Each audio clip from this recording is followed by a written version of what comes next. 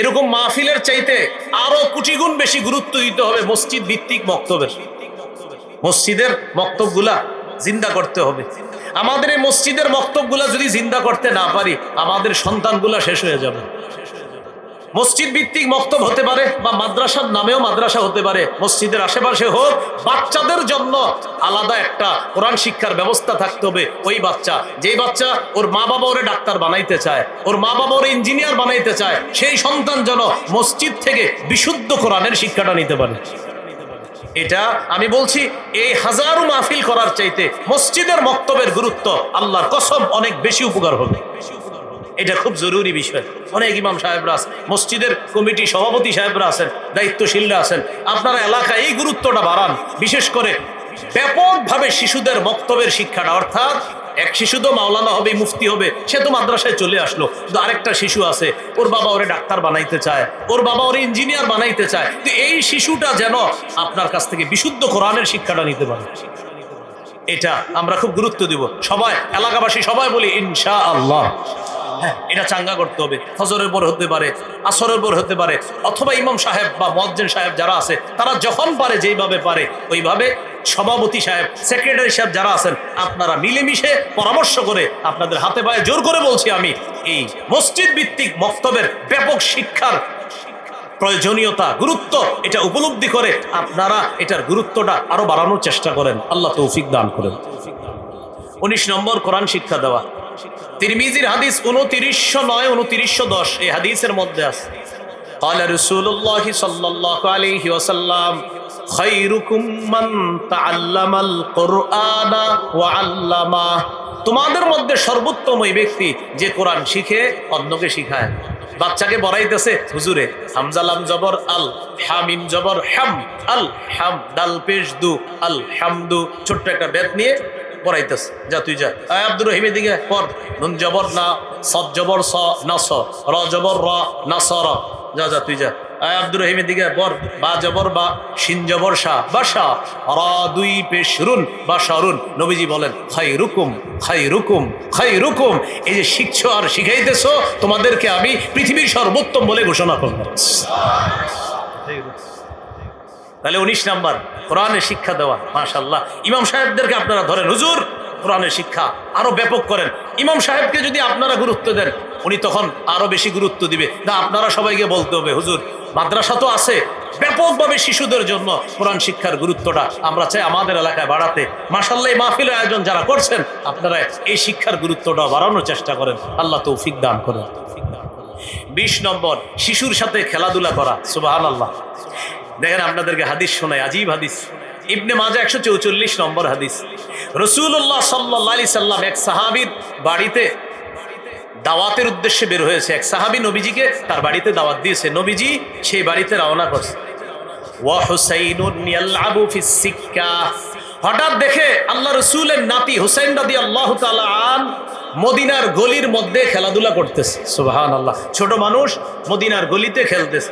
সিক্কাতুন শব্দের অর্থ গলি, বহুবচন সিকাকুন মানে হলো অলি গলি। এই অলি গলির মধ্যে হযরত হুসাইনকে যখন দেখলেন, নানা কি করলেন, সবার সামনে গেলেন। সবার সামনে গিয়ে যেই মাত্র নানাকে তার নাতি হুসাইন রাদিয়াল্লাহু তাআলা আনহু দেখলেন, ইয়াফিরুহা হুনা ওয়া ইয়াফিরুহা হুনা। নানাকে দেখা নাতি একবার এদিকে পালায়, আবার এদিকে পালায়। আমাদের নবীও পিছে পিছে এদিকে যায়, আবার নাতি এদিকে যায়, নবীও এদিকে যায়। হাদিসে আসছে ইউলাইবুহু ওয়া ইউদাহিকুহু। নবীজি তার ছোট্ট নাতির সাথে খেলতেছেন আর হাসি দিতেছেন, বারবার ধরার চেষ্টা করতেছে। হুসাইন বারবার পালাই যাচ্ছে, না ধরতে দিব না। এক পর্যায়ে নবী ধরে ফেললেন। এইভাবে থুতনির নিচে এক হাত রাখলেন, মাথার তালুর মধ্যে আরেক হাত রেখে বললেন, আহাব্বাল্লাহ মান আহাব্বা হুসাইনান। আমার হুসাইনকে যে ভালোবাসে, আল্লাহ তাকে ভালোবাসে। আর বললেন, হুসাইনুন মিন্নি ওয়া আনা মিন হুসাইন। হুসাইন আমার থেকে, আমি হুসাইনের থেকে। সুবহানাল্লাহ। তাহলে শিশুর সাথে কি করা? খেলাধুলা করা। কত গেল? 20। 21 নম্বর, শিশুকে ভালোবাসা। এবার উদাহরণটা হযরত হাসান রাদিয়াল্লাহু তাআলা আনহুকে দিয়ে দিই। আগেরটা কারে দিয়ে দিলাম? হযরত হুসাইন। 21 নম্বর, শিশুকে ভালোবাসা। সহিহ বুখারীর বর্ণনা 5884 নম্বর হাদিস। রাসূলুল্লাহ সাল্লাল্লাহু আলাইহি সাল্লাম একদিন বাজার থেকে আসছে। আসার পর বললেন, আইনা লুকা। একটু বলবেন শব্দটা, বলেন লুকা, বলেন লুকা। নবীজি বললেন লুকা কোথায়? আমার লুকা কোথায়? লুকা অর্থ হ্যাংলা পাতলা শিশু। লুকা অর্থ হ্যাংলা পাতলা শিশু, মানে আমার হ্যাংলা পাতলা ভাই কোথায়? আমার হ্যাংলা পাতলা শিশু কোথায়? হাসান কোথায়? হযরত হাসান রাদিয়াল্লাহু তাআলা আনহু আসার পর ইলতাজামাহ, নবীজি তাকে জড়ায়া ধরে বললেন আল্লাহুম্মা ইন্নী উহিব্বুহু, আল্লাহ আমি হাসানকে খুব ভালোবাসি। ফাহিব্বা, আল্লাহ হাসানকে আপনিও ভালোবাসেন। ও আহিব্বা মান ইউহিব্বু, আল্লাহ আমার হাসানকে যে ভালোবাসবে আপনি তাকে ভালোবাসেন। তাহলে শিশুকে কি করা? ভালোবাসা। কত গেল? 21। 22 নাম্বার, শিশুকে রানে বসানো। রানে আপনার দুজন ছোট্ট ছোট্ট শিশু, একটা ছেলে একটা মেয়ে, ছেলের শুধু রানে বসাবেন এমন না, ছেলেকে এক রানে, ছোট্ট মেয়েটাকে আরেক রানে বসাবেন। সহিহ বুখারীর বর্ণনা 6003 নম্বর হাদিস, উসামা ইবনে যায়েদ রাদিয়াল্লাহু তাআলা আনহুর বর্ণনা। তিনি বলেন উসামা ইবনে যায়েদ সম্পর্কে আল্লাহ রাসূলের নাতি, পালক পুত্রের ঘরের নাতি। তাহলে পুত্রের ঘরের নাতি সম্পর্কে কি হবে? দাদা। উসামা ইবনে যায়েদ রাদিয়াল্লাহু তাআলা আনহু বলেন কানা রাসূলুল্লাহ সাল্লাল্লাহু আলাইহি ওয়াসাল্লাম ইয়াখুযুনি ওয়া ইউকঈদুনি আলা ফাখিজিহি ওয়া ইউকঈদুল হাসানা আলা ফাখিজিহিল উখরা।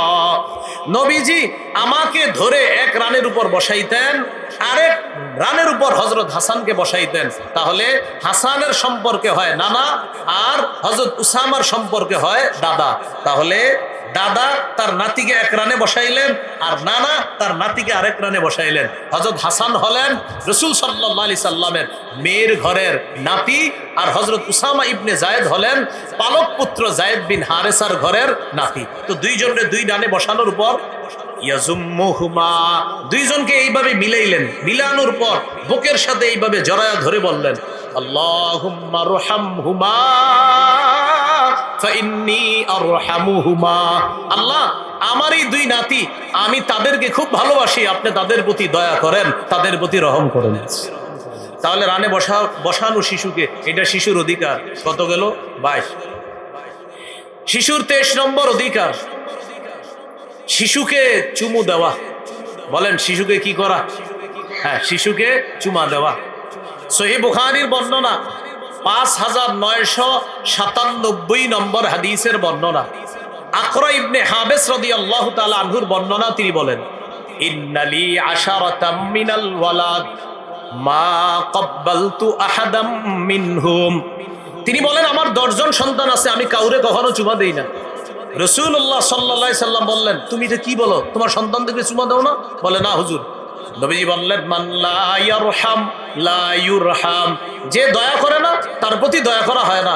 তোমার শিশুদেরকে যদি তুমি দয়া না করো, আল্লাহ তোমার প্রতি দয়া করবে কিভাবে? তুমি শিশুদেরকে চুমু দিবা, আদর করবা, তাহলে আল্লাহ তোমার প্রতি দয়া করবে, আল্লাহ তোমাকে মায়া করবে। 24 নম্বর, শিশুকে স্নেহ করা। তিরমিজির 1920 নম্বর হাদিসের বর্ণনা, قال رسول الله صلى الله عليه وسلم ليس منا من لم يرحم صغيرنا ولم يعرف شرف كبيرنا। নবীজি বলেন যারা শিশুকে স্নেহ করে না আর বড়কে শ্রদ্ধা করে না, সে আমাদের অন্তর্ভুক্ত না। যারা শিশুকে স্নেহ করে না, বড়কে শ্রদ্ধা করে না, তারা আমাদের অন্তর্ভুক্ত না। তাহলে ভাই শুধু নিজের শিশুকে স্নেহ করবেন এমন না, অন্যের শিশুকেও স্নেহ করবেন। কিছু মানুষ আছে অন্যের শিশুরা তারে দেখলে ভয় পায়, এমন একটা চেহারা নিয়ে থাকে, মনে হয় যে উনি এশিয়া মহাদেশ পরিচালনা করে, এরকম একটা ভাব নিয়ে থাকে। এরকম না করা, শিশুদেরকে দেখলে একটা হাসি দেওয়া, ওরে বুঝানো আপনি তারে মায়া করতেছেন, এইভাবে একটা হাসি দেওয়া। কত গেল? 24 নম্বর গেল। 25 নম্বর, ভালো কোনো খাবার শিশুকে অগ্রাধিকার দেওয়া। সাহাবায়ে কেরাম কি করতেন? গাছের প্রথম ফলটা নবীজিরই দিতেন, যেটা এখনো অনেক মানুষ বিভিন্ন মাদ্রাসার ইতিমখানায় প্রথম ফলটা দেয়, বড় আলেমকে, বড় পীর সাহেবকে প্রথম ফলটা নিয়ে যায়। হাদিসে আসছে ইজা উতিয়া বিবাকুরাতিল ফাকিহা। বাকুরাতুল ফাকিহা অর্থ হলো গাছের প্রথম ফল। যখন নবীজির কাছে আনা হতো, নবীজি দোয়া করতেন আল্লাহ এই প্রথম ফলে এটা তো বরকত দেন, আর এই গাছের শেষ ফলেও আপনি বরকত দান করুন। এরপরে কি করতেন? সুম্মা ইউতিহা মাইয়াকুনু ইনদাহু মিনাস সিবিয়ান, নবীজির পাশে কোনো শিশু থাকলে ওই শিশুকে ফলটা দিয়ে দিতেন, নবীজির জন্য ফল আনতেন। নবীজি বরকতের দোয়া করে পাশে শিশু থাকলে দিয়ে দিতেন, নাও তুমি খাও। সুবহানাল্লাহ। কত গেল? 25। 26 নাম্বার, শিশুর সাথে সত্য কথা বলা, ওর সাথে ছলে বলে কৌশলও মিথ্যা কথা বললেন না। আব্বু এদিকে আসো মজা দিব, আসার পরে দেন নাই, এই মিথ্যা কথা বললেন না। বাবা এদিকে আসো মজা দিব, দেন নাই। চলো তোমাকে খেলনা কিনে দিই, দেন নাই, এই মিথ্যা কথা বললেন না। যা বলবেন সত্য বলবেন। আবু দাউদের 4991 নম্বর হাদিস, আব্দুল্লাহ ইবনে আমের রাদিয়াল্লাহু তাআলা আনহুর বর্ণনা, তিনি বলেন, দাআতনি উম্মি ওয়া রাসূলুল্লাহি সাল্লাল্লাহু আলাইহি ওয়াসাল্লাম ফি বাইতিনা, নবীজি আমাদের বাসায় ছিলেন, ওই অবস্থায় আমার আম্মা আমাকে ডাক দিলেন। আমার আম্মা আমাকে ডাক দিয়ে বললেন, তাআল উতিকা, বাবা এদিকে আসো তোমাকে কিছু দিব। নবীজি আমার আম্মাকে বললেন, মা আরাদতি আন তুতিহি, এই তুমি তোমার ছেলেকে ডাকছো, কি দিবা? আসলে কিছু দিবা? তিনি জবাব দিলেন, উতিহি তামারান ইয়া রাসূলুল্লাহ, হুজুর আমি আমার ছেলেকে খেজুর দিব। فقال رسول الله صلى الله عليه وسلم لو لم تعطيه شيئا كتبت عند الله منك كذبا, তুমি যদি তোমার ছেলেকে ডাকার পর কিছু না দিতা, তোমার নামে আল্লাহর খাতায় একটা মিথ্যা কথা লেখা হয়ে যেত। তুমি তোমার ছেলেকে ডাকছো কিছু দেওয়ার জন্য, যদি না দিতা তোমার নামে একটা মিথ্যা কথা লেখা হয়ে যেত। তাহলে ভাই এটা গুরুত্বপূর্ণ কথা, আমরা শিশুদেরকে ছলে বলে কৌশলেও মিথ্যা কথা বলবো না। বলেন ইনশাআল্লাহ? হ্যাঁ, মিথ্যা বললেন না, ঠিক আছে তো ইনশাআল্লাহ? এ হলো 26 নম্বর। 27 নম্বর, শিশুকে বালখিল্যতা করার সুযোগ দেওয়া। বালখিল্যতা কি? আপনার দাড়ি নিয়ে খেলবে, আপনার চুল নিয়ে খেলবে, আপনার জামা নিয়ে খেলবে, জামাটা টান দিবে, একটু সুযোগ দিয়েন। ও দাড়ি টান দিলে যতক্ষণ ব্যথা বেশি না পাইবেন একটু সুযোগ দিয়েন, বুঝছেন? এটাকে বলে বালখিল্যতা। সহিহ বুখারীর বর্ণনা 5993 নম্বর হাদিস, উম্মে খালেদ রাদিয়াল্লাহু তাআলা আনহার বর্ণনা, তিনি বলেন, আতাইতু রাসূলুল্লাহি সাল্লাল্লাহু আলাইহি ওয়াসাল্লাম মা আবি, আমি আমার আব্বার সাথে নবীজির কাছে গেলাম। ওয়া আলাইয়া কামিসুন আসফার, আমার গায়ে একটা হলুদ রঙের জামা ছিল। নবীজি আমার গায়ে হলুদ রঙের জামা দেখছে, মেয়ে মানুষ কিন্তু ছোট মানুষ। আমার জামা দেখা নবীজি বললেন, সানা সানা, একটু বলবেন নি শব্দটা, বলেন সানা সানা। সানা সানা মানে সুন্দর সুন্দর, সানা সানা এটা হাবশি ভাষা, এটা আরবি হলো হাসানা, সুন্দর সুন্দর, সানা সানা সুন্দর সুন্দর, বাহ বাহ বাহ সুন্দর। এই তো নবী বললেন সুন্দর সুন্দর, এটা কিন্তু মেয়ের জন্য। তো নবী বললেন হ্যাঁ সুন্দর সুন্দর। এটা বলার পর ওই মেয়েটা বলে, ফাযাহাবতু আলআবু বিখাতাবিন নুবুওয়া, আমি নবীজির কাদের এইখানে মোহরে নবুয়ত, যেটা নবীজির শেষ নবী হওয়ার দলিল, এই মোহরে নবুয়ত দেখা আমি এটা নিয়ে খেলাধুলা শুরু করলাম। নবীজির মোহরে নবুয়ত নিয়ে আমি খেলা শুরু করলাম।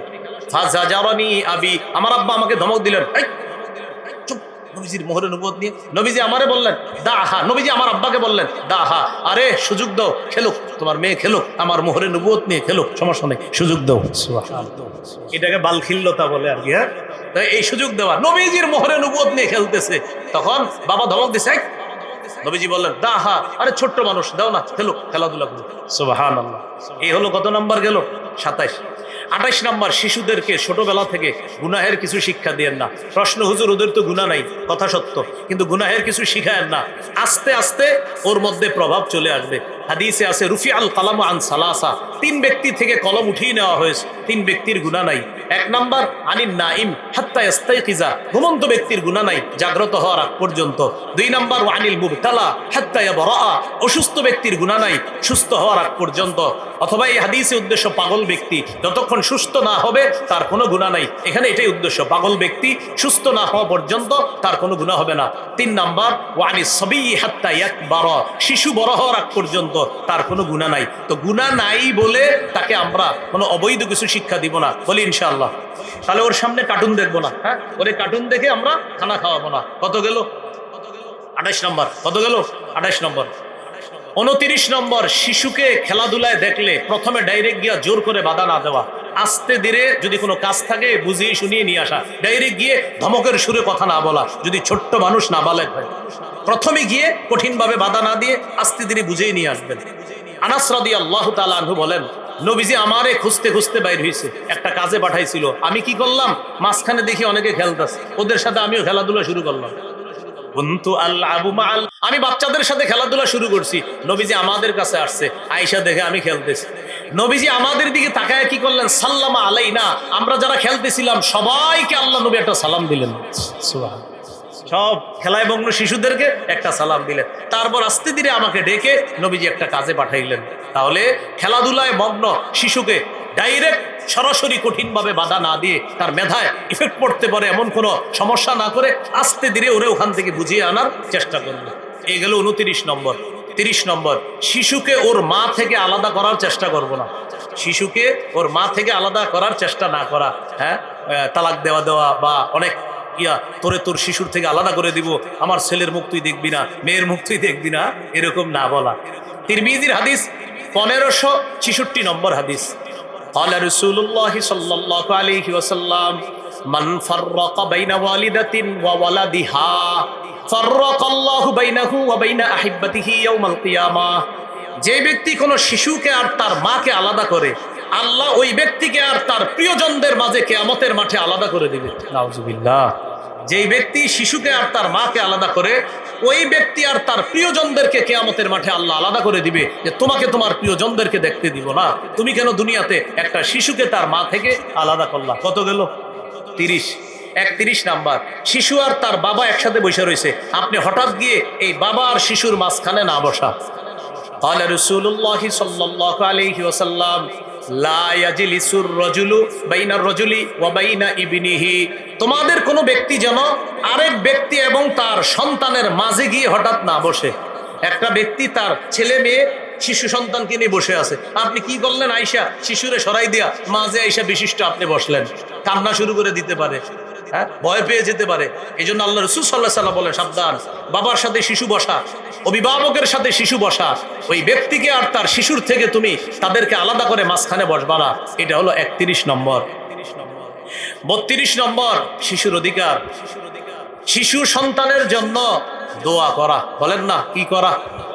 শিশু সন্তানের জন্য দোয়া করা। হ্যাঁ, সহিহ বুখারীর বর্ণনা 6344 নম্বর হাদিস, আনাস রাদিয়াল্লাহু তাআলা আনহু বলেন, আমার আম্মা নবীজিকে বললেন, ইয়া রাসূলুল্লাহ খাদিমুকা আনাস, হুজুর আপনার খাদেম আনাস, আপনি একটু তার জন্য দোয়া করেন। উদউল্লাহ লাহু, হুজুর আল্লাহর কাছে একটু আনাসের জন্য দোয়া করেন। নবীজি দোয়া করলেন, আল্লাহুম্মা আকসির মালাহু ওয়া ওয়ালাদাহু, আল্লাহ আনাসের সম্পদে আপনি বরকত দান করেন, আনাসের সন্তানে আপনি বরকত দান করেন। ওয়াবারিক লাহু ফিমা আতাইতাহুম, আল্লাহ আনাসকে যে সম্পদ আর সন্তান দান করবেন এদের মাঝে আপনি বরকত দান করেন। আল্লাহ আনাসের সম্পদ বাড়ায়া দেন, আল্লাহ আনাসের সন্তান বাড়ায়া দেন, আর সন্তান আর সম্পদ যে দিবেন আল্লাহ, এই সন্তান সম্পদে আপনি বরকত দান করবেন। এই হাদিস থেকে একটা শিক্ষা, বর্তমান যে সম্পদ আপনার আছে, আল্লাহর কাছে বলা, আল্লাহ আমার নগদ সম্পদে আপনি বরকত দান করেন। আমার যে সম্পদটা বর্তমানে আছে, আপনার সম্পদ আছে, দোয়া করা, আল্লাহ আমার যে সম্পদ আছে, আমার সন্তান আছে, ওদেরকে আপনি ওদের হায়াতে, ওদের জীবনে আমার এই সম্পদে আপনি বরকত দান করেন। কথাগুলা মনে থাকবে তো ইনশাআল্লাহ? আল্লাহ তাআলা আমাদের সকলকে মনে রাখার তৌফিক দান করেন। কয় নম্বর গেল? 32। 33 নম্বর, সন্তানের জন্য বদদোয়া না করা। 32 নম্বর হলো দোয়া করা, 33 হলো বদদোয়া না করা। আবু দাউদের 1532 নম্বর হাদিস, এই হাদিসের মধ্যে আছে, লা তাদউ আলা আনফুসিকুম ওয়ালা তাদউ আলা আওলাদিকুম ওয়ালা তাদউ আলা খাদামিকুম ওয়ালা তাদউ আলা আমওয়ালিকুম। তোমরা নিজেদের বিরুদ্ধে বদদোয়া করবা না, তোমরা সন্তানের বিরুদ্ধে বদদোয়া করবা না, তোমরা তোমাদের চাকর বাকর যারা আছে খাদেম তাদের বিরুদ্ধেও বদদোয়া করবা না, তোমরা তোমাদের সম্পদের বিরুদ্ধেও বদদোয়া করবা না, তোমরা চাকর বাকর যারা আছে তাদের বিরুদ্ধে বদদোয়া করবা না, সম্পদের বিরুদ্ধে বদদোয়া করবা না, নিজের বিরুদ্ধে বদদোয়া করবা না, আর সন্তানের বিরুদ্ধে বদদোয়া করবা না। তুই মরতে পারোস না, গাড়ির নিচে অ্যাক্সিডেন্ট করতে পারোস না, নাউজুবিল্লাহ, এগুলা বলে কিরে তোর সে ওরা কেন দেখলাম রাগ হয়ে মা বাপ বইলা ফেললো, এইগুলা না বলা। কত নম্বর গেল? 33। 34 নম্বর, ছোট মানুষকে ধমক কম দেওয়া, ছোটদেরকে ধমক কম দেওয়া। সহিহ বুখারীর বর্ণনা 6038 নম্বর হাদিস, আনাস রাদিয়াল্লাহু তাআলা আনহু বলেন, খাদামতু রাসূলুল্লাহি সাল্লাল্লাহু আলাইহি ওয়াসাল্লাম 10 সিনিনা, আমি আল্লাহ রাসূলের 10 বছর খেদমত করছি। ফামা ক্বালা লি উফিন ওয়ালা লিমা সনাতা ওয়ালা আল্লাহ সনাতা। আমি নবীর 10 বছর খেদমত করছি, 10 বছরে কখনো বলে নাই উফ, 10 বছরে কখনো বলে নাই এটা কেন করেছ, 10 বছরে কখনো বলে নাই এটা কেন করনি। সুবহানাল্লাহ। 10 বছর খেদমত করেছি, কখনো আমার উপর বিরক্ত হয়ে বলে নাই আহা উফ, এরকম বলে নাই। কখনো বলে নাই এটা কেন করেছ, কখনো বলে নাই এটা কেন করনি। কয়টা হলো? 34টা। রাসূলুল্লাহ সাল্লাল্লাহু আলাইহি সাল্লাম বলেন, ইন্নী লাআকুমু ইলাস সালাহ ফাউরিদু আন উতাওবিলা ফিহা ফাসমাউ বুকাআস সাবী ফাআতাজাওয়াজু ফি সালাতি কারাহিয়াতান আন আশুক্কা আলা উম্মিহি। রাসূলুল্লাহ সাল্লাল্লাহু আলাইহি সাল্লাম বলেন, আমি নামাজে দাঁড়িয়ে লম্বা কেরাত পড়ার নিয়ত করি, ওই মুহূর্তে আমি শিশুর কান্নার আওয়াজ শুনলে আমি তাড়াতাড়ি নিয়ত পাল্টায়া সংক্ষিপ্ত কেরাতে নামাজ শেষ করি। কারণ আমার পিছনে যেই নারী আছে, শিশুর মা আছে, শিশুর কান্নায় মায়ের কষ্ট হবে। আমার কেরাত লম্বা হলে শিশুর কান্নাও লম্বা হবে, মায়ের কষ্ট দীর্ঘায়িত হবে। আমি নবী শিশুর অধিকার আর তার মায়ের অধিকার প্রতিষ্ঠিত করার জন্য, মায়ের কষ্ট লাঘব করার জন্য লম্বা কেরাতের পরিবর্তে সংক্ষিপ্ত কেরাত পড়ে নামাজ শেষ করে শিশু এবং তার মায়ের অধিকার প্রতিষ্ঠিত করি। তাহলে শিশুর কান্না থামানো এটা শিশুর অধিকার। ওরে বেশি সময় কাঁদতে দিয়েন না। আমরা যারা বাবা আছি, আজীব ধরনের বাবা বর্তমান যুগে, কানলে ওর মা আছে না আমি কেন ধরবো, এরকম অনেক না, এটা ঠিক না। আপনি গিয়েও ধরা, এলো 4 নাম্বার। শিশুর 5 নাম্বার অধিকার আকিকা করা। ক্বালা রাসূলুল্লাহ সাল্লাল্লাহু আলাইহি ওয়াসাল্লাম, ইন্নাল ইয়াহুদা তাউক্কু আনিল গুলাম ওয়ালা তাউক্কু আনিল জারিয়া ফাউক্কু আনিল গুলামি শাতাইন ওয়া আনিল জারিয়াতি শাতান। রাসূলুল্লাহ সাল্লাল্লাহু আলাইহি সাল্লাম বলেন, ইহুদিরা ছেলের আকিকা করত, মেয়ের আকিকা করত না। ও আমার উম্মত, তোমরা ছেলের পক্ষ থেকে 2টি ছাগল আকিকা করবা, মেয়ের পক্ষ থেকে 1টি ছাগল আকিকা করবা। মাসালা হলো, ছেলের পক্ষ থেকে 2টি আকিকা করার যদি সামর্থ্য না থাকে তাহলে 1টি পশু দিয়ে আকিকা করলেও সুন্নাহ আদায় হয়ে যাবে ইনশাআল্লাহ। এ হলো 5 নাম্বার আকিকা করা। হাদিসের কিতাব নাসাই 4220 নম্বর হাদিস। ক্বালা রাসূলুল্লাহ সাল্লাল্লাহু আলাইহি ওয়াসাল্লাম, কুল্লু গুলামিন রাহিনুন বিআকীকাতিহি তুযবাহু আনহু ইয়াওমা সাবিহি ওয়া ইউহলাকু রাসুহু। রাসূলুল্লাহ সাল্লাল্লাহু আলাইহি সাল্লাম বলেন, প্রত্যেক নবজাতক তার আকিকার সাথে আবদ্ধ। 7ম দিনে তার পক্ষ থেকে পশু জবাই করা হবে। 7ম দিনে তার মাথার চুল মুন্ডন করা হবে। মাথার চুল মুন্ডন করার পর কি করণীয়? একটা টিস্যুর মধ্যে রেখে দিবেন, অথবা আপনি যেভাবে পারেন 7ম দিনের ওই চুলগুলা সংরক্ষণ করে স্বর্ণকারের দোকানে যাবেন। স্বর্ণকারকে গিয়ে বলবেন 1 পাল্লায় 7ম দিনের ওই নবজাতকের চুল রাখতে, আরেক পাল্লায় রূপা রাখতে। চুল পরিমাণ রূপা আল্লাহর রাস্তায় সদকা করে দিবেন, অথবা ওই রূপা পরিমাণ টাকা আল্লাহর রাস্তায় সদকা করে দিবেন। বেশি হবে না, 1500-2000 টাকা রূপা হতে পারে, আমি বাড়িই বলছি 1500-2000, আরো কম হবে। এই কাজটা করা, মুহাদ্দিসিনে কেরাম এই কাজের ব্যাখ্যায় লিখেছেন, এটার দ্বারা আল্লাহ তাআলা শিশুকে অনেক রোগ বিমারি থেকে হেফাজত করে।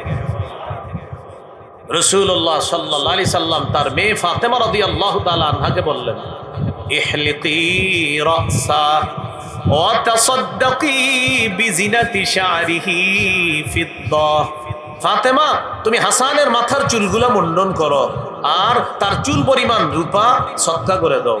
আলী রাদিয়াল্লাহু তাআলা আনহু বলেন, ফাওয়াজানতুহু ফাকানা ওয়াজনুহু দিরহামান আও বা'দা দিরহাম।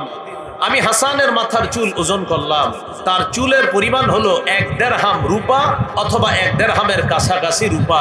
আমি এই পরিমাণ রূপা আল্লাহর রাস্তায় সদকা করে দিলাম। তাহলে 5 নাম্বার আকিকা করা। আকিকার গোশত সবাই খেতে পারবে, শিশুর মা বাবা, শিশুর দাদা দাদি, নানা নানি, ভাই বোন, আত্মীয় স্বজন, 14 গোষ্ঠী খেতে পারবে। এমনকি গরিব মিসকিন অসহায় যারা, তাদেরকেও দিতে পারেন। সবাই খেতে পারবে। যদি সন্দেহ থাকে ওই শিশুর গোস্তটাও ফ্রিজে রেখে দিন, বড় হইলে ওরেও খাওয়াই দিবেন, নে তোর আকিকার গোস্ত তুই খা।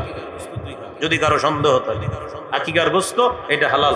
হালালকে হারাম মনে করা কুফর, হারামকে হালাল মনে করা কুফর। হালালকে হালালি মনে করা এটা শরীয়ত, হারামকে হারাম মনে করা এটা শরীয়ত। হালালকে হারাম মনে করার সুযোগ নাই, হারামকে হালাল মনে করার সুযোগ নাই। সাবধান, আল্লাহ আমাদেরকে আকীদা সাফ স্বচ্ছ রাখার তৌফিক দান করেন। এ হলো 5 নাম্বার আকিকা করা। 6 নাম্বার সুন্দর একটা নাম রাখা। গুরুত্ব সহকারে এই অংশটি আমরা শুনি। আবু দাউদের হাদিস 4949 নম্বর হাদিস। قال رسول الله صلى الله عليه وسلم أحب الأسماء إلى الله عبد الله وعبد الرحمن। রাসূলুল্লাহ সাল্লাল্লাহু আলাইহি সাল্লাম বলেন, আল্লাহর কাছে সর্বাধিক পছন্দের নাম হলো আব্দুল্লাহ, আব্দুর রহমান, সবচেয়ে পছন্দের নাম। আব্দুল্লাহ ইবনে আব্বাস রাদিয়াল্লাহু তাআলা আনহুমার বর্ণনা, তিনি বলেন, قالوا يا رسول الله قد علمنا حق الوالد فما حق الولد يا رسول الله। সাহাবায়ে কেরাম রাসূলুল্লাহ সাল্লাল্লাহু আলাইহি সাল্লামকে জিজ্ঞাসা করলেন, আমরা মা বাবার অধিকার জানি, সন্তানের কি অধিকার আমাদেরকে একটু বলেন। فقال رسول الله صلى الله عليه وسلم أن يحسن اسما ويحسن أدبا। মা বাবার জন্য করণীয় হলো সন্তানের সুন্দর নাম রাখা এবং সন্তানকে সুন্দর শিষ্টাচারের মাধ্যমে বড় করা, তাকে ভদ্রতা শিক্ষা দেওয়া। নাম সুন্দর হওয়া কতটা জরুরি একটি হাদিস শুনলে আপনাদের এই বিষয়ের গুরুত্ব বুঝে আসবে। সহিহ বুখারী 6193 নম্বর হাদিস। মদিনার অনেক বড় আলেম, বড় তাবি, শ্রেষ্ঠ ফিকহি মুফতিদের একজন সাঈদ ইবনুল মুসাইয়্যিব রাহিমাহুল্লাহ, যিনি সাহাবায়ে কেরামকে দেখেছেন, তিনি বর্ণনা করেন। বুখারীর 6193 নম্বর হাদিস। তার দাদার নাম হাজনুন। যদি একটু বলেন কি নাম? হাজনুন অর্থ দুঃখ। হাজনুন অর্থ কি? দুঃখ। তাহলে তার দাদার নাম হাজনুন, হাজনুন অর্থ দুঃখ। তিনি বলেন, আমার দাদা নবীজির কাছে আসছে।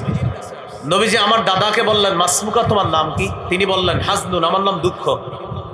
নবীজি বললেন, বাল আনতা সাহলুন, কি বলো, তোমার নাম সাহলুন, হাজনুন না।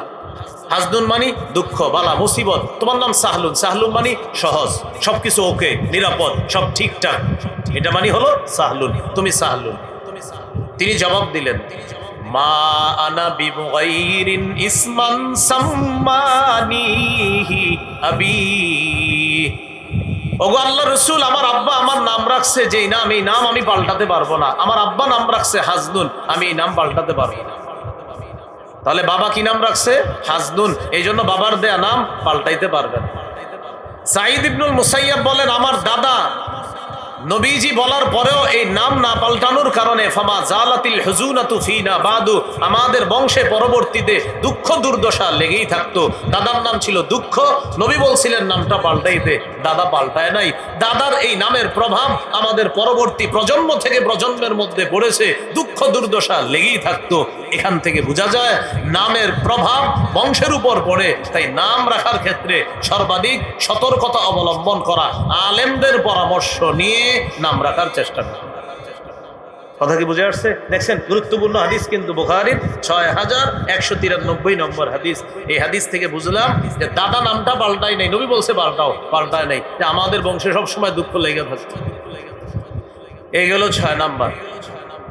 7 নাম্বার, শিশু সন্তানকে উপনামে ডাকা। উপনামের চর্চা এখন আর হয় না, আগে হইতো মুসলমান সমাজে উপনামের চর্চা। উপনাম কি? আবু তাহের, আবুল কাসেম, আবু উমায়ের, এগুলাকে বলে উপনাম। আবু দাউদের হাদিস 4969 নম্বর হাদিস। হাদিসের বর্ণনাকারী আনাস ইবনে মালিক রাদিয়াল্লাহু তাআলা আনহু, তিনি বলেন, রাসূলুল্লাহ সাল্লাল্লাহু আলাইহি সাল্লাম আমাদের বাসায় প্রায় সময় আসতেন। আমার এক ভাই ছিল, এই ভাইয়ের নাম হলো আবু উমাইর। আমার ভাইয়ের একটা ছোট্ট পাখি ছিল, এই পাখিটা আরবি হলো, আমার ভাইয়ের একটা পাখি ছিল, কানা লাহু নুগরুন। নুগরুন মানে হলো একটা পাখি ছিল। কানা ইয়ালআবু বিহি, আমার ভাই এই পাখির সাথে খেলাধুলা করছে। একদিন নবীজি আমাদের বাসায় আসছে, আসার পর রাআহু রাসূলুল্লাহ সাল্লাল্লাহু আলাইহি সাল্লাম হাজিনা, আমার ভাইকে দেখলেন, আমার ভাইয়ের মনটা খারাপ। فقال رسول الله صلى الله عليه وسلم ما شأنه। রাসূলুল্লাহ সাল্লাল্লাহু আলাইহি সাল্লাম জিজ্ঞাসা করলেন, ওর কি হয়েছে, ওর মন খারাপ কেন? পরিবারের লোকেরা জবাব দিল, মাতা নুগরুহু ইয়া রাসূলুল্লাহ, হুজুর তার পাখিটা মারা গেছে। নবীজি বললেন, আচ্ছা, পাখি মারা যাওয়ার কারণে মন খারাপ। এবার নবীজি তাকে খুশি করার জন্য বললেন, ইয়া আবা উমাইর মা ফাআলান নুগাইর। মিল আছে দেখেন, ইয়া আবা উমাইর মা ফাআলান নুগাইর। ছন্দের মতো মিলায়া দুটি বাক্য বললেন। এই বাক্যের অনুবাদ হলো, ও আবু উমাইর, কি হলো ছোট্ট পাখিটি কি করলো, কোথায় গেল? এই কথা ছন্দ আকারে বলার পর ওই শিশুটার মন খুশি হয়ে গেছে। এইভাবে নবী দুটি বাক্য বলার কারণে তার মনটা দুঃখ দুর্দশা অবস্থা থেকে একটু আনন্দ আর প্রফুল্লে ভরপুর হয়ে উঠল। এইভাবে উপনামে শিশুদেরকে ডাকা, এটাও একটা সুন্নাহ, যদি আমাদের মাঝে এখন চর্চা হয় না। বাকি মাদ্রাসায় কিতাব যেদিন পড়াই সব হুজুররা, ওই দিন এটা চর্চা হয়। কিতাবের লেখকের নাম এটা, তার কুনিয়ত এটা, তার লকব এটা। কুনিয়ত মানি উপনাম, লকব মানি উপাধি। এখনো চর্চা হয় আমাদের। এই হলো 7 নাম্বার। 8 নাম্বার গুরুত্বপূর্ণ শিশুর অধিকার। শিশু বারবার মাটিতে পড়ে গেলে তাকে উঠানো, যেন হাঁটুতে কষ্ট না পায়। হাঁটা শিখাইতে গিয়ে বারবার যেন হাঁটুতে কষ্ট না পায়। আবু দাউদের হাদিস 1109 নম্বর হাদিস। জুমার নামাজের খুতবা দিতেছে রাসূলুল্লাহ সাল্লাল্লাহু আলাইহি সাল্লাম, পৃথিবীর শ্রেষ্ঠ খতিব খুতবা দিতেছে। খতবানা রাসূলুল্লাহ সাল্লাল্লাহু আলাইহি ওয়াসাল্লাম فأقبل الحسن والحسين رضي الله تعالى عنهما। নবীজি জুমার মিম্বরে খুতবা দিতেছে। জুমার নামাজের খুতবা চলাকালীন অবস্থায় হাসান হুসাইন রাদিয়াল্লাহু আনহুমা তখনও ছোট, তারা দুইজন মসজিদে আসছে। ফায়াসুরানি ওয়া ইয়াকুমান। হাসান হুসাইন বারবার মাটিতে পড়ে যায়, আবার ওঠে, আবার পরে আবার ওঠে। তখন মসজিদ ছিল মাটির মসজিদ। বারবার পরে আবার ওঠে, বারবার পরে আবার ওঠে। নবীজি খুতবা থামায়া দিলেন, নাজালা, মিম্বর থেকে নামলেন। আখাযাহুমা, নাতি দুইজনকে জড়ায়া ধরলেন, কোলে নিলেন। সাইদা বিহিমাল মিম্বার, তাদেরকে নিয়ে মিম্বরে ওঠে বাকি খুতবা আল্লাহ রাসূল শেষ করলেন। ওই যে বারবার পড়ে যাচ্ছে, হাদিসের শেষে নবী বলেন, লাম আসবির, আমি সহ্য করতে পারি নাই, নাতিরা বারবার পড়ে যাওয়াটা আমার কাছে কষ্ট লাগতেছিল, তাই আমি তাড়াতাড়ি ওদেরকে ধরলাম। খুতবা থামিয়ে আল্লাহ রাসূল শিশুর অধিকার প্রতিষ্ঠিত করেছেন। তাহলে হাঁটুতে যেন বেশি ব্যথা না পায়, হলো 8 নাম্বার। 9 নাম্বার, পোশাকের কালার ইত্যাদির ক্ষেত্রে যথেষ্ট সতর্কতা অবলম্বন করা শিশু। আব্দুল্লাহ ইবনে আমর রাদিয়াল্লাহু তাআলা আনহুমার বর্ণনা, তিনি বলেন, রাআহু রাসূলুল্লাহ সাল্লাল্লাহু আলাইহি সাল্লাম ওয়া আলাইহি সাওবানি মুআসফারান। রাসূলুল্লাহ সাল্লাল্লাহু আলাইহি সাল্লাম আব্দুল্লাহ ইবনে আমর রাদিয়াল্লাহু তাআলা আনহুমাকে দেখলেন, তার শরীরে 2টা কুসুম রঙের জামা ছিল। প্রিয় ভাইয়ারা, কোন রঙের জামা? কুসুম রং। বলেন আবার কি রং? فقال رسول الله صلى الله عليه وسلم هذه ثياب الكفار فلا تلبسها। রাসূলুল্লাহ সাল্লাল্লাহু আলাইহি সাল্লাম বললেন, এগুলা কাফেরদের পোশাক, এগুলা তুমি আর পরবা না। এই কুসুম রঙের পোশাক আর পরবা না, এগুলা কাফেরদের পোশাক। এগুলো 9 নাম্বার। পোশাক কালার ইত্যাদির ক্ষেত্রে, বিশেষ করে ছেলে শিশুদের পোশাকের কালারের ক্ষেত্রে যথেষ্ট সতর্কতা অবলম্বন করতে হবে। মেয়েদের কালারে ছাড় আছে, কিন্তু ছেলেদের কালারে আপনাকে সচেতন হতে হবে। 10 নাম্বার, সতর ঢেকে রাখে এমন পোশাকে শিশুকে অভ্যস্ত করা। সূরা আরাফের 26 নম্বর আয়াতে আল্লাহ বলেন, ইয়া বানি আদম ক্বাদ আনজালনা আলাইকুম লিবাসাই ওয়ারি সাওআতিকুম ওয়ারিশা। হে আদম সন্তান, আমি তোমাদেরকে পোশাক দিলাম, যে পোশাক তোমাদের লজ্জাস্থান ঢেকে রাখে এবং এটা সৌন্দর্যতার কারণ। ওয়ালিবাসুত তাকওয়া যালিকা খায়র। তাকওয়ার পোশাক সর্বোত্তম পোশাক। শৈশব থেকে শিশুর সতর ঢাকা এমন পোশাক আমরা তাকে পরাবো। দেখবেন 1.5-2 বছরের বাচ্চাকে যদি হাঁটু ঢেকা এরকম প্যান্ট পরা শিখান। ও যখন লম্বা হয়, ওর প্যান্ট ছোট হয়, তখন দেখবেন ও খালি প্যান্ট টানে, ওর হাঁটু ঢাকার চেষ্টা করে। ওর মস্তিষ্কে বসে গেছে, আল্লাহ বসিয়ে দিয়েছেন যে আমার না হাঁটুটা ঢাকা থাকে, এখন ঢাকা না কেন? শুকরিয়া আদায় করবেন যে আমার রব আমার শিশু সন্তানের বুঝ দিয়ে দিছে হাঁটু ঢাকা রাখতে হয়। এ হলো 10 নম্বর। 11 নম্বর, সাদা পোশাকে অভ্যস্ত করা। সাদা পোশাক সর্বোত্তম পোশাক। আবু দাউদের 4061 নম্বর হাদিস, ক্বালা রাসূলুল্লাহ সাল্লাল্লাহু আলাইহি ওয়াসাল্লাম ইলবাসু মিন সিয়াবিকুমুল বায়াজ ফাইন্নাহা খায়রু সিয়াবিকুম। রাসূলুল্লাহ সাল্লাল্লাহু আলাইহি সাল্লাম বলেন, তোমরা তোমাদের পোশাকের মধ্য থেকে সাদা পোশাক পরিধান করবা, কেননা এটা সর্বোত্তম পোশাক। ওয়াকাফিনু ফিহা মাউতাকুম, তোমাদের মধ্যে যারা মৃত তাদেরকেও সাদা পোশাক পরাবা। কি শিখলাম? জীবিতরাও সাদা পোশাক পরবা, মৃতদেরকেও সাদা পোশাক পরিধান করাইবা।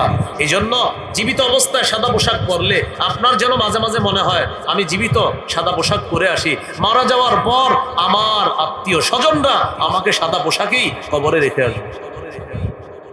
এ হলো 11 নাম্বার। 12 নাম্বার, ওলামা হজরতরা বলা দরকার নাই, ওলামা হজরত আমাদের শ্রদ্ধা ভাজন, তারা আমাদেরকে শিখাবে। আপনারা যারা আছেন ছাত্র, আমার মতো ছাত্র ভাই, আপনারা একটু বলেন এমন পোশাক পরিধান না করানো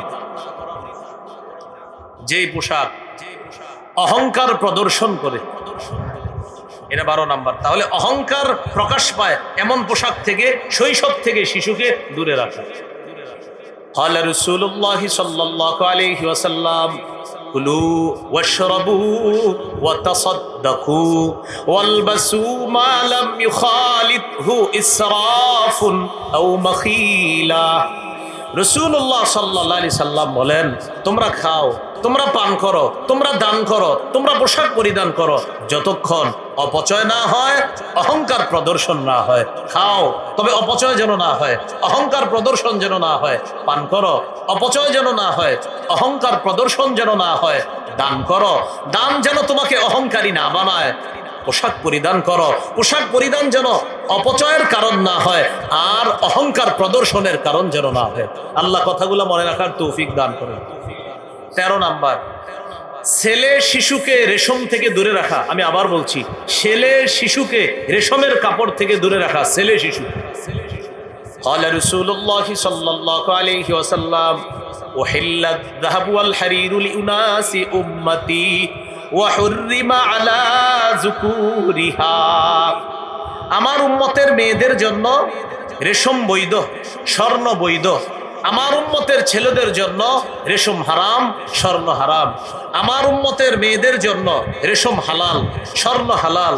আমার উম্মতের ছেলেদের জন্য রেশম হারাম, স্বর্ণ হারাম।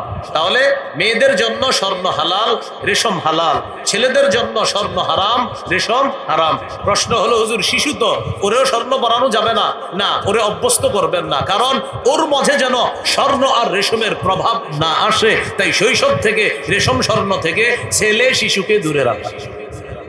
কত হলো? 13। 14 নাম্বার, আল্লাহু আকবার পড়েন। আমাদের নবীজি জুতা পরাও শিখিয়ে দিয়েছে। জুতা পরা 14 নম্বর অধিকার, শিশুকে জুতা পরা শিখাবেন। এই জন্য আল্লাহু আকবার বললাম যে আমার নবী কত মায়ার নবী, জুতা কিভাবে পরবো এটাও শিখাই দিয়েছে উম্মত। قال رسول الله صلى الله عليه وسلم لا تمشي في نعل واحد।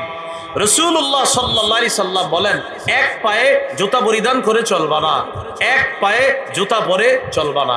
বুখারীতে আসছে লিউনইলহিমা জামিআ আও লিউহফিহিমা জামিআ। হয়তো 2 পায়ে জুতা রেখে চলবা, না হয় 2 পা খালি রেখে চলবা। হয়তো 2 পায়ে জুতা রেখে চলবা, না হয় 2 পা খালি রেখে চলবা। কত গেল? 14 নাম্বার। 15 নাম্বার, সবকিছু ডান দিক থেকে করার শিক্ষা দেওয়া। বুখারী 168 নম্বর হাদিসে আছে, আয়েশা সিদ্দিকা রাদিয়াল্লাহু তাআলা আনহার বর্ণনা, কানা রাসূলুল্লাহ সাল্লাল্লাহু আলাইহি ওয়াসাল্লাম ইউজিবুহু তায়াম্মুনু ফিত তানাউলি ওয়াত তারাজ্জুলি ওয়া তুহুরিহি ওয়া ফি শানিহি কুল্লিহি। রাসূলুল্লাহ সাল্লাল্লাহু আলাইহি সাল্লাম সবকিছু ডান দিক থেকে পছন্দ করতেন। ফিত তানাউলি, জুতা পরা, ওয়াত তারাজ্জুলি, মাথার চুল আঁচড়ানো, ওয়া তুহুরিহি, ওযু করা, পবিত্রতা অর্জন করা, ওয়াফি শানিহি কুল্লিহি, এমনকি সব কিছু তিনি ডান দিক থেকে করা পছন্দ করতেন। আমরা শিশুকে এটা শিক্ষা দিব ডান দিক থেকে। ও বাম হাতে কিছু নিতে চাইলো, এইভাবে আপনি দিবেন, ও বাম হাত দিবে, আপনি বলবেন, ও পরে ডান হাত দিবে, পরে এটা দেখবেন 2 দিন পর পর খালি এমন করবে, এভাবে আবার এমন করবে, এরকম এইভাবে বারবার করবেন, ওর মাথায় বুঝ এসে যাবে, হা হা এইটা দিতে হবে, এইটা না দিলে আমার মা আমাকে দেয় না, বাম হাত দিলে আম্মু দেয় না, বাম হাতে বাবা দেয় না, ডান হাত দিলে বাবা দেয়, মাও দেয়। এইভাবে সবকিছু ডান দিক থেকে শিক্ষা দেওয়ার চেষ্টা করা। কত হলো? 15। 16 নাম্বার, শিশুকে তাওহীদ শিক্ষা দেওয়া, এটা একটা শ্রেষ্ঠ শিক্ষা। তিরমিজির 2516 নম্বর হাদিসে আছে, রাসূলুল্লাহ সাল্লাল্লাহু আলাইহি সাল্লাম আব্দুল্লাহ ইবনে আব্বাস রাদিয়াল্লাহু তাআলা আনহুমাকে তাওহীদ শিক্ষা দিয়েছেন। ইয়া গুলাম, হে বালক, আমি তোমাকে কিছু শিখাইয়া দিই। ও আল্লিমকা কালিমাত, আমি তোমাকে কিছু বাক্য কথা শিখাইয়া দিই, এগুলো তুমি মনে রাখবা। ইহফাজিল্লাহ ইয়াহফাজকা, তুমি সদা সর্বদা আল্লাহর বিধানগুলা রক্ষা করবা, আল্লাহ তোমাকে রক্ষা করবে। ইহফাজিল্লাহ তাজিদহু তুজাহাকা, তুমি সদা সর্বদা আল্লাহকে স্মরণে রাখবা, আল্লাহ তোমাকে বিপদে আপদে স্মরণে রাখবে, আল্লাহকে তুমি বিপদে আপদে সামনে পাইবা। তুমি সদা সর্বদা আল্লাহকে স্মরণে রাখবা, বিপদে আপদে আল্লাহকে তুমি সামনে পাইবা। এইভাবে তাওহীদ শিক্ষা দেওয়া। ইদা সাআলতা ফাসআলিল্লাহ, বালক তুমি যখন চাইবা আল্লাহর কাছে চাও। ওয়া ইদাস্তানতা ফাস্তাইন বিল্লাহ, তুমি যখন সাহায্য প্রার্থনা করবা আল্লাহর কাছে সাহায্য প্রার্থনা করো। এইভাবে শিশুকে তাওহীদ শিক্ষা দেওয়া। আমরা এইভাবে শিক্ষা দিব। বলেন, আল্লাহ এক, তিনি কারো মুখাপেক্ষী নন, তিনি সন্তান জন্ম দেন না, তিনি জন্ম নেন না, তার সমকক্ষ কেউ নাই, তিনি সৃষ্টির মুখাপেক্ষী নন, তিনি সময়ের মুখাপেক্ষী নন, তিনি স্থানের মুখাপেক্ষী নন, বরং সময়, স্থান, কাল, সৃষ্টি, আরশ, কুরসি সব আল্লাহর মুখাপেক্ষী। আল্লাহ কোনো কিছুর মুখাপেক্ষী না। মনে থাকবেনি? এইভাবে তাওহীদ শিক্ষা দেওয়া। কত গেল? 16। 17 নাম্বার, ইমানি তরবিয়ত শিক্ষা দেওয়া। কি শিক্ষা দেওয়া ভাই? ইমানি তরবিয়ত শিক্ষা দেওয়া। ভাই একটু পরে ফ্যানগুলো ইয়া করেন, গুরুত্বপূর্ণ আলোচনা চলতেছে। আল্লাহর রাস্তায় আমার দরকার নেই, বাতাস আমার দরকার নেই, একটু আলোচনাটা করতে দেন, মানুষ কিছু শিখতেছে, দরকার নেই, ফ্যান ট্যান দরকার নেই, আল্লাহর রাস্তায় কিছু লাগবে না, এই কিছুক্ষণের মধ্যে শেষ হয়ে যাবে। আল্লাহর রাস্তায় ফ্যান ট্যান নিয়ে হাঁটাহাঁটি করেন না, একটু রাখেন, মানুষগুলা মন দিয়ে শুনতেছে কথাগুলো। এটা লাগবে না ইনশাল্লাহ, হুজুর কষ্ট নিয়ে না, নিয়ে নেন, হ্যাঁ নিয়ে নেন। 17 নাম্বার, শিশুকে ইমানি তরবিয়ত শিক্ষা দেওয়া। 16 নাম্বার তাওহীদ শিক্ষা দেওয়া, 17 নাম্বার ইমানি তরবিয়ত শিক্ষা দেওয়া। ইমানি তরবিয়তের মধ্যে শ্রেষ্ঠ একটা তরবিয়ত, সেটা হলো ইমানের দাবি, লা ইলাহা ইল্লাল্লাহর শ্রেষ্ঠ দাবি হলো নামাজ। কি দাবি ভাই? নামাজ। এই জন্য আমরা সবাই আজকে বলি, বলেন, হাজারো ব্যস্ততার মাঝে সর্বাধিক গুরুত্ব দিব নামাজ। এখানে অনেক ছাত্র ভাইয়ারা আছেন, স্কুল কলেজ ইউনিভার্সিটির ছাত্র ভাইয়ারা আছেন, পর্দার আড়ালে বিভিন্ন বাসা বাড়িতে আমার মা বোনেরা আছেন। আপনারা আপনাদের পড়ার টেবিলের সামনে এই লেখাটা লিখে রাখবেন, হাজারো ব্যস্ততার মাঝে সর্বাধিক গুরুত্ব দিতে হবে একটি কাজ, সেটি হলো নামাজ। এখানে দায়িত্বশীল ভাইয়ারা আছেন, কমিশনার আছেন, আবার এমপি পদপ্রার্থী যিনি উনিও ছিলেন, অনেকে ছিলেন, অনেকে আছেন। আপনাদের প্রতি আবদার থাকবে, আপনারা আপনাদের দায়িত্বে যদি আল্লাহ বসায়, দায়িত্বের এই চেয়ারটার সামনে এই কথাটা লিখে রাখবেন, হাজারো ব্যস্ততার মাঝে সর্বাধিক গুরুত্ব দিতে হবে, সেটা হলো নামাজ। সবাই, আমরা সবাই যে যেই চেয়ারে থাকবো, ওখানে আমাদের প্রধান একটা লেখা থাকবে যে আমার হাজারো ব্যস্ততা থাক, আমার রবের বিধান এটা সময় অনুযায়ী পালন করতে হবে। সেটা কি? নামাজ। তাহলে ইমানি তরবিয়তের শ্রেষ্ঠ একটা দাবি, সেটা হলো নামাজ শিক্ষা দেওয়া শিশুকে। 7 বছর বয়সে শিশুকে নামাজের আদেশ করা, 10 বছর বয়সে প্রয়োজনে তাকে মৃদু আঘাত করা। এখন আপনার সন্তান 7 বছর বয়স হলেই যে আপনার কথা শুনবে এমন না। এই জন্য কি করতে হবে? শৈশব থেকে ওর সামনে মাঝে মাঝে নামাজ পড়তে হবে। ওর মা যখন ও দোলনায় থাকবে, মা ওর পাশে নামাজ পড়বে। ঘুমের মধ্যে থাকলে হঠাৎ যখন চোখ খুলবে দেখবে মা নামাজ পড়ে। আপনি মাঝে মাঝে সুন্নত বাসায় পড়বেন, দেখবেন আপনার 2 বছর 2.5 বছরের শিশু মাঝে মাঝে জায়নামাজে আপনার পাশে দাঁড়ায় যাবে, পরনে কাপড় না থাকলেও মাথায় টুপি একটা দিয়ে দাঁড়ায় যাবে। ছোট মানুষ, এটা যারা বাবা হয়েছেন আপনারা পরীক্ষিত বিষয়টা। ও আপনার দিকে তাকাবে, আপনি কি করেন দেখে আপনার ঠোঁট নড়ে, ও এমন করে ঠোঁট নাড়তেছে। রুকুতে যাওয়ার পর এইভাবে তাকায়, আপনি কি করেন দেখে আপনি কি জানি পড়তেছেন, তো ঠোঁট নাড়ায়। সালাম ফিরানোর পরও আপনার দিকে তাকায়, দেখে আপনি কি জানি পড়েন। হঠাৎ আপনার আঙ্গুলের দিকে লক্ষ্য করে দেখে আপনি এইভাবে কি যেন গন্তেছেন, ও আঙ্গুল এমন করে। মাশাআল্লাহ বলেন সুবহানাল্লাহ। শিশুদেরকে এইভাবে অভ্যস্ত করা, তাহলে আস্তে আস্তে 7 বছর বয়সে আপনি নামাজের কথা বললে অটোমেটিক আপনার কথাগুলো শুনবে ইনশাআল্লাহ। قال رسول الله صلى الله عليه وسلم مروا أولادكم بالصلاة وهم أبناء 7 سنين। রাসূলুল্লাহ সাল্লাল্লাহু আলাইহি সাল্লাম বলেন, তোমরা তোমাদের সন্তানদেরকে নামাজের আদেশ করো যখন তাদের বয়স 7 বছর হয়। ওয়াদরিবুহুম আলাইহা ওয়া হুম আবনাউ 10 সিনিনা। তাদের বয়স যখন 10 বছর হয় তখন প্রয়োজনে তাদেরকে মৃদু আঘাত করো। এই হলো 17 নাম্বার। 18 নাম্বার, মসজিদে শিশুর উপস্থিতিকে গুরুত্ব দেওয়া।